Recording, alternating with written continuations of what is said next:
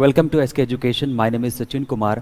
आजच्या व्हिडिओमध्ये आपण TCS IBPS पॅटर्ननुसार क्लोज टेस्टचे प्रश्न आपल्याला परीक्षेत विचारले जातात. त्या प्रश्नांना कसं सोडवायचं हे आज आपण पाहणार आहोत.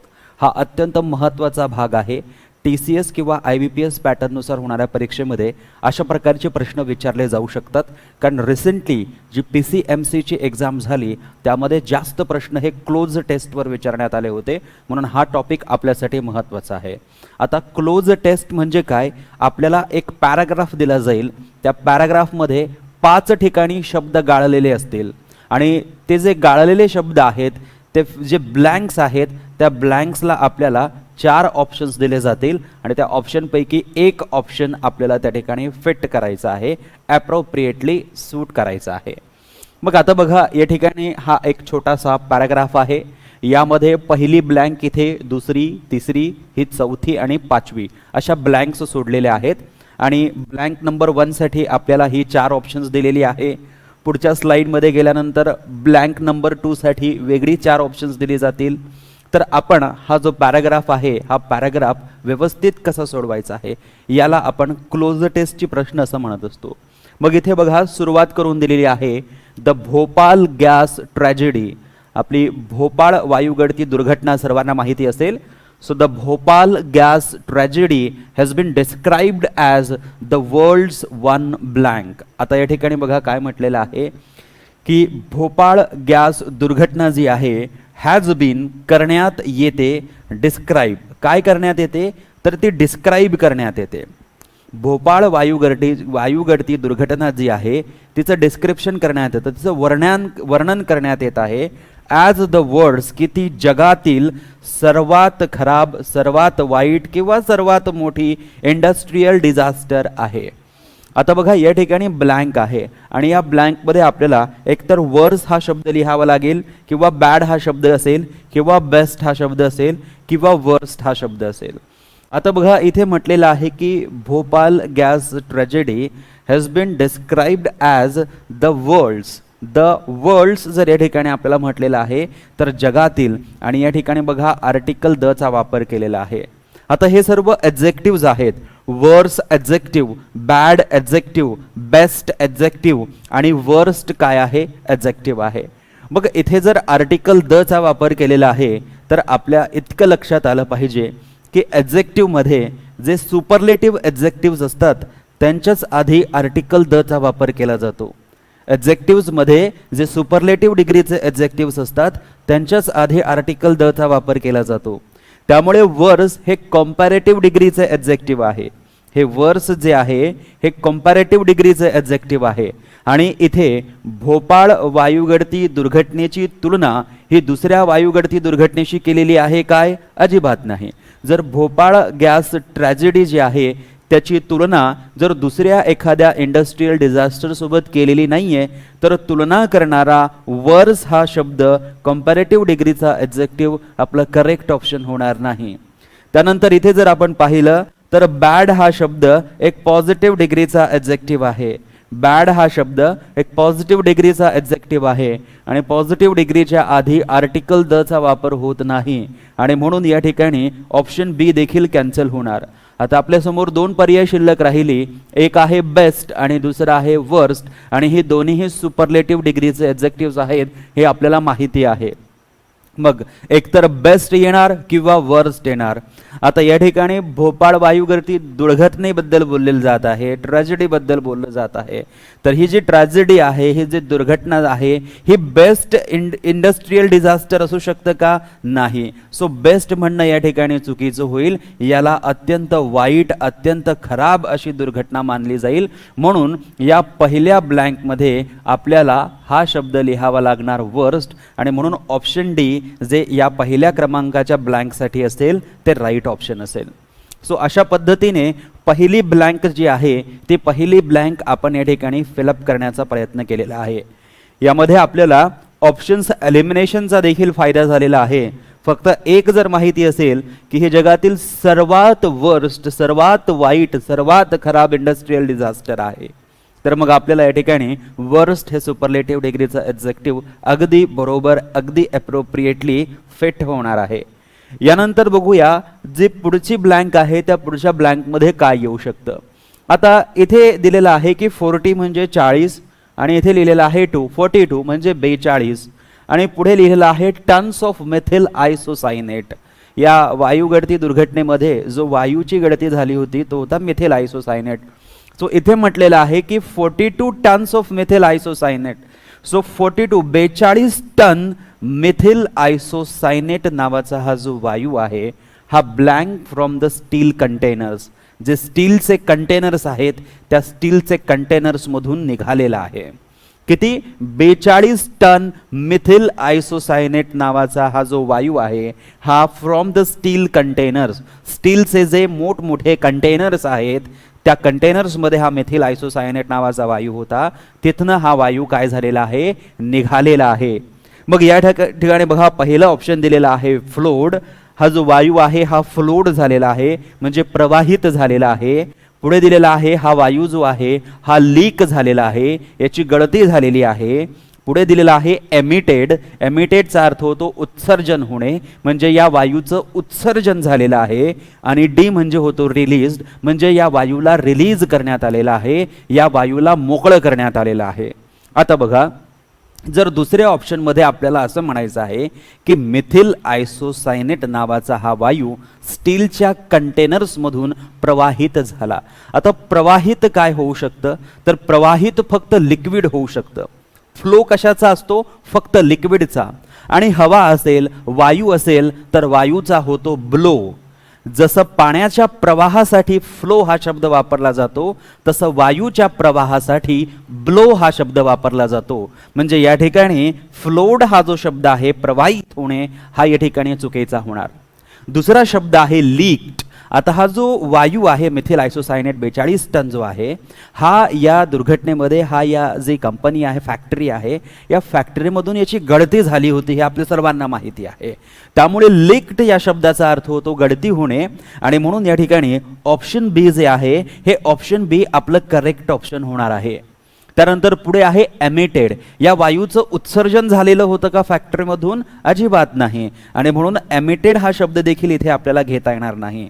आणि रिलीज्ड म्हणजे मोकळं करणे, म्हणजे कर्मचाऱ्यांनी स्वतःहून या मिथिल आयसोसायनेट नावाच्या जो केमिकल जो वायू आहे त्याला त्यांनी रिलीज केलं होतं का? त्याला त्यांनी मोकळं केलं होतं का? स्वतःहून जर मोकळं केलेलं असेल तर रिलीज होईल, परंतु त्यांनी स्वतःहून केलं नव्हतं, ते लीक झालं होतं, त्याची गळती झाली होती आणि म्हणून इथे रिलीज आपल्याला घेता येणार नाही. सो यासाठी आपलं करेक्ट ऑप्शन होणार ऑप्शन बी. सो आता या ठिकाणी आपल्याला पहिल्या ऑप्शनमध्ये तर वर्स्ट आपण घेतलेला आहे, पहिल्या ऑप्शनमध्ये आपण वर्स्ट घेतलेले आहे, तर दुसऱ्या ऑप्शनमध्ये आपल्याला या ठिकाणी घ्यावं लागणार, दुसऱ्या ऑप्शनमध्ये याला इथे आपल्याला घ्यावं लागणार की लीक्ड. हा जो मिथिल आयसोसायनेट नावाचा जो काही गॅस आहे हा गॅस काय झालेला आहे? लीक्ड झालेला आहे फ्रॉम द स्टील कंटेनर्स. कुठून? तर स्टीलचे जे कंटेनर्स आहेत या स्टीलच्या कंटेनर्समधून मिथिल आयसोसायनेट 42 टन जो वायू आहे तो लीक झालेला आहे. The Union Carbide factory and released a cloud of.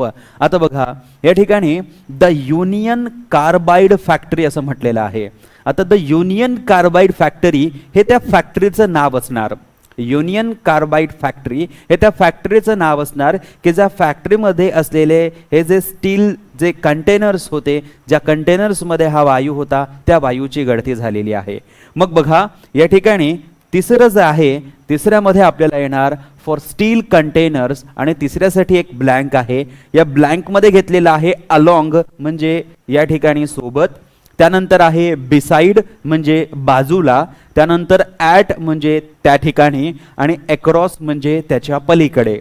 मग आता बघा की इथे जर म्हटलेलं आहे की मिथिल आयसोसायनेट लीक झाला स्टील कंटेनर्समधून आणि पुढे म्हटलेलं आहे द युनियन कार्बाइड फॅक्टरी, हे जर त्या कंपनीचं नाव असेल किंवा हे जर त्या फॅक्टरीचं नाव असेल तर या ठिकाणी आपल्याला एकच पर्याय योग्य वाटणार आणि तो म्हणजे कोणता? ॲट.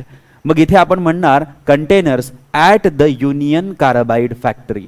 म्हणजे हे सेंटेन्स आहे आपलं की 42 tons of methyl isocyanate leaked, गळती झाली फ्रॉम कुठून, द स्टील कंटेनर्स मधून. आणि हे स्टीलचे कंटेनर्स कुठे होते, तर हे युनियन कार्बाइड फॅक्टरीमध्ये होते. म्हणून या ठिकाणी आपल्याला ॲट लिहावं लागणार.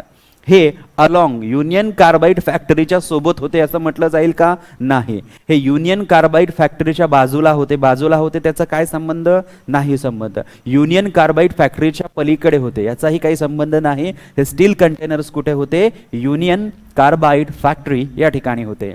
अँड रिलीज्ड, अँड रिलीज म्हणजे मोकळा केलेला आहे. आता जेव्हा या वायूची गळती झाली, या वायूच्या गळतीने रिलीज केलेला आहे, या वायूच्या गळतीने आणखी काहीतरी रिलीज केलेलं आहे. आपल्याला माहिती आहे की वेगवेगळ्या केमिकल रिॲक्शन्स होतात आणि मग त्याच्यातनं काहीतरी वेगळा जो पदार्थ असतो तो रिलीज होत असतो. मग या ठिकाणी बघा, the Union Carbide factory and release a cloud of blank gas. आता या ठिकाणी आपल्याला चौथं जे ब्लँक आहे, त्या चौथ्या ब्लँकसाठी या चौथ्या ब्लँकमध्ये जे ऑप्शन्स दिलेले आहे ते बघावे लागतील. इथे आहे डेथली, इथे आहे मर्सिलेस, इथे आहे इनक्युरेबल आणि इथे आहे ॲबमोनेबल. आता बघा, इथे cloud of gas, cloud of gas. आता क्लाउड ऑफ कोणत्या गॅसचे, गॅस जर आहे तर या ठिकाणी आपल्याला ॲडजेक्टिव्ह यूज करावा लागणार. डेथली, डेथली म्हणजे काय, ज्याने मृत्यू होऊ शकतो. डेथली म्हणजे काय, भयानक, हजार्डस ज्याला आपण म्हणतो, हजार्डस ज्याला आपण म्हणतो, डेथली ज्याला आपण म्हणतो.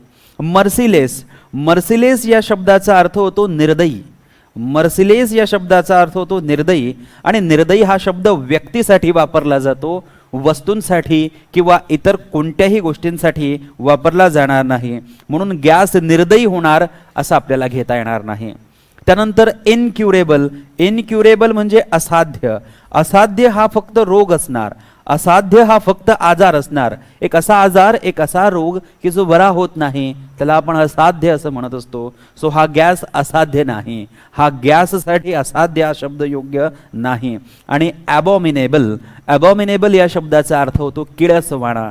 सो गॅस किळसवाणा आहे असं म्हणणं या ठिकाणी चुकीचं होईल. आणि यामुळे आपल्यासमोर एकच पर्याय शिल्लक राहतो की जो गॅस आहे तो गॅस कसा आहे, ते जे गॅसचे क्लाउड्स बनलेले आहेत ते कसे आहेत, तर ते हॅझार्डस आहेत, ते भयानक आहेत, ते जानलेवा आहेत, ते डेथली आहेत, त्याच्याने मृत्यू देखील होऊ शकतो.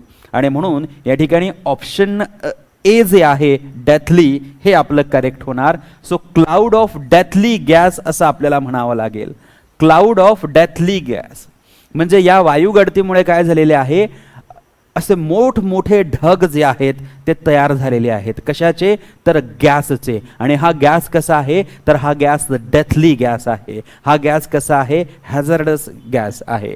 त्यानंतर पुढे बघा, it left a legacy of instant, it left a legacy of instant. It left म्हणजे या दुर्घटनेने सोडलेला आहे, अ लेजेसी ऑफ इन्स्टंट, त्वरित जे लोकांचं मृत्यू झालेला आहे त्यांच्या मृत्यू झालेल्या परिवाराला लगेच त्यांनी पैसे देण्यास सुरुवात केलेली आहे.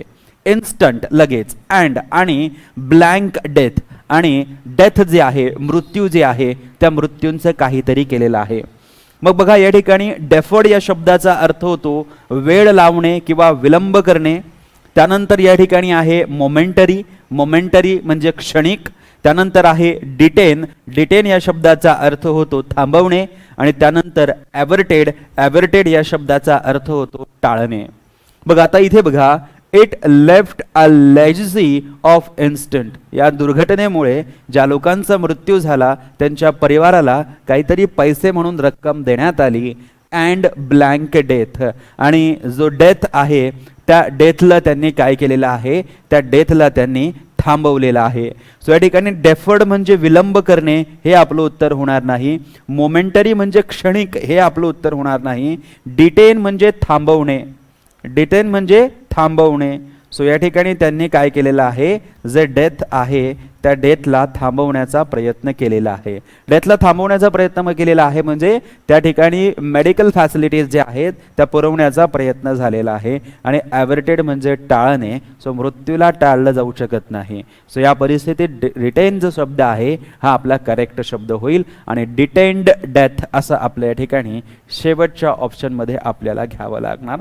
आणि हा जो पॅराग्राफ आहे हा पॅराग्राफ आपला पूर्ण झालेला आहे. आता ही जी क्लोज टेस्टची क्वेश्चन्स असतात ही सरावाने व्यवस्थित होत असतात. त्यामुळे जर क्लोज टेस्टवर आपल्याला चांगल्या प्रकारे कमांड करायची असेल तर कमीत कमी आपल्याला 200 क्लोज टेस्टची तयारी करून घ्यावी लागते. कमीत कमी आपल्याला 200 क्लोज टेस्टची तयारी करून घ्यावी लागते. आणि जर आपल्याकडे कमी वेळ असेल तर जवळपास 60 ते 70 क्लोज टेस्टची व्यवस्थित तयारी केली तर आपल्याला कमीत कमी या 5 प्रश्नांमधून 3 प्रश्न तरी व्यवस्थित उत्तरं देता येतात. आणि म्हणून हा जो टॉपिक आहे अत्यंत महत्त्वाचा आहे. आणि अशा टॉपिकच्या प्रश्नांची उत्तरं देण्यासाठी आपल्याला याची प्रॅक्टिस करणं फार महत्त्वाचं आहे. प्रत्येक क्लोज टेस्ट व्यवस्थित डिक्टेट झाला पाहिजे. शिक्षकांच्या माध्यमातून अशा प्रकारचे क्लोज टेस्ट व्यवस्थित डिक्टेट झाले पाहिजे आणि तेव्हा जाऊन ते आपल्यासारख्या विद्यार्थ्यांना समजतील. आणि म्हणून आपण आपल्या इंग्लिश ग्रामर ऑनलाईन कोर्समध्ये जो TCS IBPS पॅटर्ननुसार आहे त्यामध्ये आपण अशाच प्रकारचे जवळपास 200 क्वेश्चन्स जे आहेत ते प्रॅक्टिससाठी घेत आहोत. अशाच प्रकारचे आपण सेंटेन्स इम्प्रूव्हमेंटचे 300 प्रश्न कव्हर केलेले आहेत. 100 प्रश्न बाकी आहेत. अशाच प्रकारचे मिसस्पेलचे आपण 400 प्रश्न आपल्या ऑनलाईन कोर्समध्ये कव्हर केलेले आहेत, ज्यांची प्रॅक्टिस जर तुम्ही केली तर तुम्हाला एकही प्रश्न अडणार नाही. प्रत्येक प्रश्नाचं उत्तर तुम्हाला व्यवस्थित देता येईल. त्यासोबत एरर डिटेक्शनचे 600 प्रश्नांची प्रॅक्टिस मी ऑलरेडी आपल्याला करून घेतलेली आहे आणि ते व्हिडिओज आजही आपल्या ऑनलाईन कोर्समध्ये अवेलेबल आहेत. तर अतिशय महत्त्वाचे जे प्रश्न TCS किंवा IBPS पॅटर्ननुसार आपल्याला विचारले जातात अशा प्रत्येक प्रश्नाच्या पॅटर्नची आपली प्रॅक्टिस मी आपल्या ऑनलाईन कोर्समध्ये आपल्याकडनं करून घेतलेली आहे. आणि ते व्हिडिओज आत्ताही आपल्या ऑनलाईन कोर्समध्ये आपण बघू शकतात, केव्हाही बघू शकतात, कितीही वेळेस बघू शकतात. तर हा ऑनलाईन कोर्स जॉईन करण्यासाठी SK एज्युकेशन ॲप डाउनलोड करा किंवा खाली दिलेल्या क्रमांकावर कॉल करा किंवा डिस्क्रिप्शन बॉक्समध्ये लिंक दिलेली आहे त्या लिंकवर क्लिक करून आपण हे ॲप डाउनलोड करा आणि आमचा हा इंग्लिश ऑनलाईन कोर्स आपण जॉईन करू शकता. यानंतर बघा पुढचा क्लोज टेस्ट. पुढचा क्लोज टेस्ट आहे परहॅप्स म्हणजे कदाचित. India should listen to her. भारताने ऐकलं पाहिजे. भारताने ऐकलं पाहिजे टू हर सेजेस. आता पुढे दिलेला आहे सेजेस म्हणजे परहॅप्स कदाचित. India should listen to her म्हणजे भारताने तिच्या संतांचं ऐकलं पाहिजे. मग हे संत कोणते आहे? हे सेजेस म्हणजे कोण? संत. आणि या सेजेसच्या आधी आपल्याला एक ब्लँक दिलेली आहे. इथे म्हटलेलं आहे परहॅप्स इंडिया शुड. भारताने करायला पाहिजे. काय करायला पाहिजे? ऐकायला पाहिजे. भारताने ऐकायला पाहिजे म्हणजेच भारताच्या जनतेने, भारताच्या लोकांनी ऐकलं पाहिजे. टू हर कोणाचे? जे भारताचे आहेत तेच. टू हर म्हणजे या ठिकाणी इंडियासाठी हर हा पजेसिव्ह एडजेक्टिव्ह घेतलेला आहे. यानंतर सेजेस म्हणजे इंडियाच्या लोकांनी, भारताच्या लोकांनी भारताचे जे संत आहेत, भारताचे जे ऋषी आहेत, भारताचे जे मुनी आहेत यांचं ऐकलं पाहिजे. पण कोणते मुनी, कसे मुनी? तर त्या ठिकाणी आपल्याला सांगितलेलं आहे अँटिक. अँटिक या शब्दाचा अर्थ होतो ओल्ड. इनिशियल याचा अर्थ होतो सुरुवातीचे. एन्शंट या शब्दाचा अर्थ होतो प्राचीन. आणि एक्सटेंट या शब्दाचा अर्थ होतो जे लुप्त पावलेले आहेत ते. आता बघा या ठिकाणी करेक्ट जो एडजेक्टिव्ह होणार तो अँटिक होणार नाही, कारण अँटिक या शब्दाचा अर्थ होतो जुने ओल्ड. आणि जुने ओल्ड म्हणजे जास्त जुने ओल्ड वगैरे येत नाही. त्यानंतर इनिशियल. इनिशियल म्हणजे सुरुवातीचे. मग सुरुवातीचे म्हणजे नेमके कोणत्या काळातील सुरुवातीचे हे या ठिकाणी दिसत नाहीये. त्यानंतर एन्शंट. नेहमी जेव्हा भारताचा यूज केला जातो, नेहमी जेव्हा भारत हा शब्द येतो तेव्हा भारताची प्राचीन संस्कृती आपल्या समोर येत असते आणि म्हणून एन्शंट या शब्दाचा अर्थ होतो प्राचीन. आणि म्हणून आपले प्राचीन ऋषी मुनी संत जे आहेत ते संत त्यांचं ऐकलं पाहिजे भारताच्या लोकांनी, असं आपल्या पहिल्या सेंटेन्समधनं येऊ शकतं. आणि लुप्त झालेले आहेत, जे लुप्त झालेले आहेत त्यांच्याबद्दल या ठिकाणी आपल्याला बोलता येणार नाही.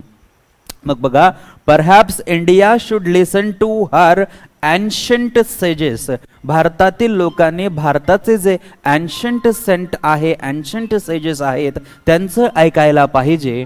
हु टॉट, की ज्यांनी शिकवलं द इम्पॉर्टन्स, ज्यांनी काय शिकवलं, महत्त्व शिकवलेलं आहे. त्या संतांनी काय शिकवलेलं आहे, महत्त्व शिकवलेलं आहे. परंतु हे महत्त्व कशाचं, तर हे महत्त्व आहे बॅलन्सचं. म्हणजे जीवनामध्ये जो बॅलन्स असला पाहिजे त्याबद्दल, त्यांच्या इम्पॉर्टन्सबद्दल त्या ऋषीमुनींनी जे काही सांगितलेलं आहे ते भारतीय लोकांनी ऐकायला पाहिजे. मग आता बघा, इम्पॉर्टन्स हा जर शब्द आहे तर इम्पॉर्टन्स या शब्दानंतर ऑफ हा प्रेपोजिशन वापरला जातो, हे सर्वांना माहिती असलं पाहिजे. आणि म्हणून या ठिकाणी आपल्याला जो प्रेपोजिशन यूज करावा लागणार तो प्रेपोजिशन असणार आहे ऑफ. मग या परिस्थितीत जे आपल्याकडे ऑप्शन्स आहेत, ए मध्ये ऑफ, बी मध्ये फॉर, सी मध्ये इन आणि डी मध्ये बाय आणि डी मध्ये बाय. सो या ठिकाणी बघा, पहिल्याच ऑप्शनमध्ये आपल्याला ऑफ मिळतंय आणि म्हणून या ठिकाणी आपल्याला ऑफ हा प्रेपोजिशन यूज करावा लागेल. म्हणून पहिलं ऑप्शन बरोबर असेल, बाकीच्या या ऑप्शन्सचा विचारच करता येणार नाही.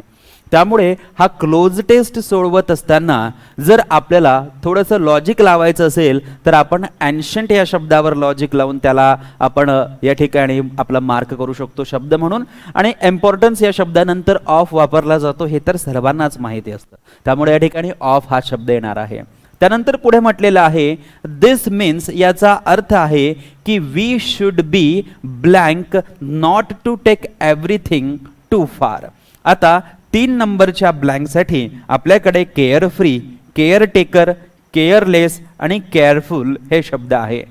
मग बघा, दिस मीन्स याचा अर्थ असा आहे की वी शुड बी. आता बघा, पुन्हा एकदा या ठिकाणी लॉजिक आपल्याला यूज करता येईल की इथे सांगितलेलं आहे की भारतीय लोकांनी भारताचे जे प्राचीन संत आहेत, प्राचीन जे महात्मे आहेत त्यांचं ऐकायला पाहिजे. कशाबद्दल, त्यांनी जे बॅलन्सबद्दल, म्हणजे जीवनामध्ये जी स्थिरता असली पाहिजे, जो बॅलन्स असला पाहिजे, त्या बॅलन्सच्या महत्त्वाबद्दल जे सांगितलेलं आहे ते भारताच्या लोकांनी ऐकलं पाहिजे. याचा अर्थ असा आहे की वी शुड बी, याचा अर्थ असा आहे की आपण काहीतरी असायला पाहिजे. मग आपण केअर फ्री म्हणजे निष्काळजी असायला पाहिजे असं म्हणणं आहे का, नाही. केअरटेकर म्हणजे कुणाची काळजी घेणारे असणारे असं असलं पाहिजे का. आपण केअरलेस असले पाहिजे असं त्यांचं म्हणणं आहे का, नाही. तर आपण कसे असले पाहिजे, तर आपण केअरफुल असले पाहिजे, आपण सावध असले पाहिजेत, आपण दक्ष असले पाहिजेत, आपण वॉचफुल असले पाहिजेत, आपण कॉशियस असले पाहिजेत. So we should be careful. आपण काय असले पाहिजेत, केअरफुल असले पाहिजेत. Not to take anything too far, not to take anything too far. So एखादी गोष्ट जी असेल ती फार लांब घेऊन जाणे, याबद्दल आपण काय असलो पाहिजेत, याबद्दल आपण केअरफुल असलो पाहिजेत की कोणतीही गोष्ट जी असेल ती फार दूरवर आपल्याला घेऊन जायची नाहीये. कोणतीही गोष्ट जी असेल ती फार लांबच्या टोकाला आपल्याला जायचं नाहीये. आणि त्यानंतर पुढे म्हटलेलं आहे बी टू रॅडिकल. आणि या ठिकाणी म्हटलेलं आहे की बी टू रॅडिकल. मग पुढचे ऑप्शन्स काय काय आहेत, पुढे आहे ऑर, बट, सो, अदरवाईज. मग इथे जर म्हटलेलं आहे की वी शुड बी केअरफुल, आपण केअरफुल असायला पाहिजे. Not to take anything too far, कोणतीही गोष्ट अगदी शेवटच्या टोकाला घेऊन जाणे याबद्दल आपण काय असायला नको, याबद्दल आपण केअरफुल असायला पाहिजे. त्यानंतर बघा पुढे म्हटलेलं आहे बी टू रॅडिकल, किंवा आपण रॅडिकल असायला पाहिजे, टू रॅडिकल असायला नको. मग या ठिकाणी बघा ऑर आहे, बट आहे, सो आहे आणि अदरवाईज आहे. म्हणजे एक तर सांगितलेलं आहे की वी शुड बी, म्हणजे आपण काहीतरी असायला पाहिजे, म्हणजे आपण केअरफुलही असले पाहिजेत आणि आपण रॅडिकल देखील या ठिकाणी असले पाहिजे, जास्त रॅडिकल असले नाही पाहिजे. मग या ठिकाणी आपल्याला जो ऑप्शन घ्यावा लागणार तो घ्यावा लागणार ऑर. म्हणजेच आपलं ऑप्शन होणार we should be careful not to take anything for too long, or be too radical, किंवा जास्त रॅडिकल आपण असायला नको. त्यानंतर म्हटलेलं आहे the unfortunate result of blank, the unfortunate result. आता या मधनं जे काही परिणाम आपल्या समोर येणार आहेत, द अनफॉर्च्युनेट रिझल्ट, याच्यातनं जे रिझल्ट यायला नको परंतु जो परिणाम येणार आहे, कशाचा परिणाम, टू फार, जो काही परिणाम असेल तो असणार ऑब्वियस इन एन्व्हायरमेंटल डिग्रेडेशन. आणि याच्यातनं जे काही परिणाम समोर येणार आहेत, या परिणामांनी जे एन्व्हायरमेंटचं डिग्रेडेशन आहे, जे पर्यावरणाचं पतन आहे, ते पर्यावरणाचं पतन आहे ते होणार आहे. मग या ठिकाणी बघा, व्हेंचरिंग या शब्दाचा अर्थ होतो जोखीम घेणे. रिस्किंग हा शब्द चुकीचा आहे, कारण या ठिकाणी टेकिंग रिस्क हा शब्द जर असता तर याला आपण बरोबर मानला असता. रिस्क या शब्दाला ING घेता येत नाही. रिस्क हा शब्द नाऊन असतो, त्याच्या आधी टेक हा शब्द आपण घ्यायचा असतो आणि टेक रिस्क किंवा टेकिंग रिस्क या पद्धतीने आपण हा शब्द वापरत असतो. त्यानंतर क्लाइम्बिंग म्हणजे काय, वर चढणे, आणि पायोनियरिंग म्हणजे काय, सुरुवातीची स्थापना करणे. सो या ठिकाणी बघा, blank too far are obvious in the environmental degradation.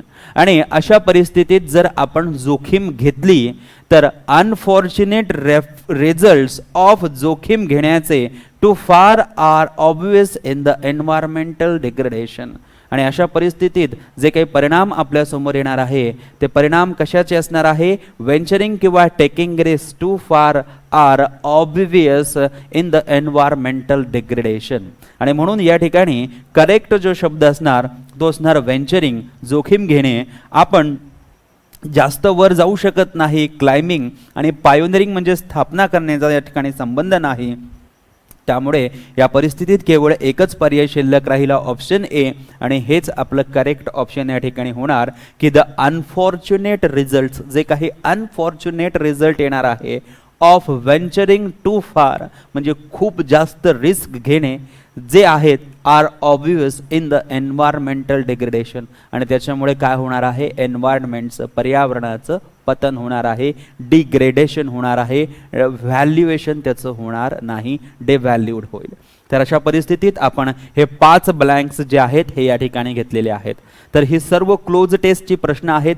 अत्यंत महत्त्वाचा टॉपिक आहे क्लोज टेस्ट, त्यामुळे ज्यांना जास्तीत जास्त मार्क्स मिळवायचे आहेत त्यांना क्लोज टेस्टकडे दुर्लक्ष करून चालणार नाही. म्हणून कमीत कमी 60 ते 70 प्रश्नांची क्लोज टेस्टची प्रॅक्टिस तरी आपल्याला परीक्षेला जाण्याच्या आधी करून जायची आहे. आजच्या सेशनमध्ये फक्त एवढंच. Thank you so much. Take care. Bye bye.